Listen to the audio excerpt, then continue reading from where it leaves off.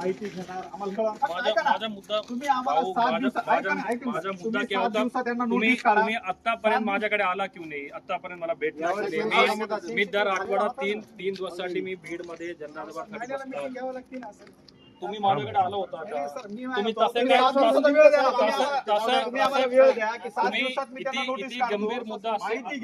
इतकी गंभीर मुद्दा असताना सुद्धा तुम्ही 3-4 महिने मला येऊन भेटलंच नाही, मला कोणी माहिती दिलाच नाही. त्यामुळे मी जो प्रश्न विचारला त्याला उत्तर सांगा ना.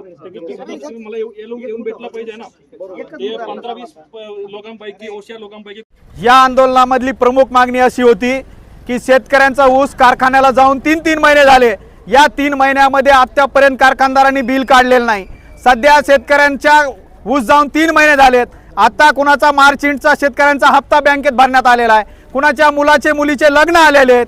अशा अनेक अडचणी आहेत. ईदचा महिना सुरू आहे, उद्या गुढीपाडवा आहे. या शेतकऱ्यांच्या घरामध्ये दिवाळी आपला सण साजरा होत नाहीये, कारण की पैसा नाही. हक्काचा घामाचा पैसा या कारखानदाराकडे अडकलेला आहे. आणि याच्यासाठी हे आंदोलन युवा शेतकरी संघर्ष समितीचं आम्ही केलेलं आहे. जर 7 दिवसामध्ये हे जर मागण्या मान्य नाही झाल्या, शेतकऱ्यांचे ऊसाचे पैसे नाही मिळाले, तरी आम्ही कलेक्टरला रस्त्यावर फिरू देणार नाही, अशी भूमिका आम्ही आज घेत आहोत.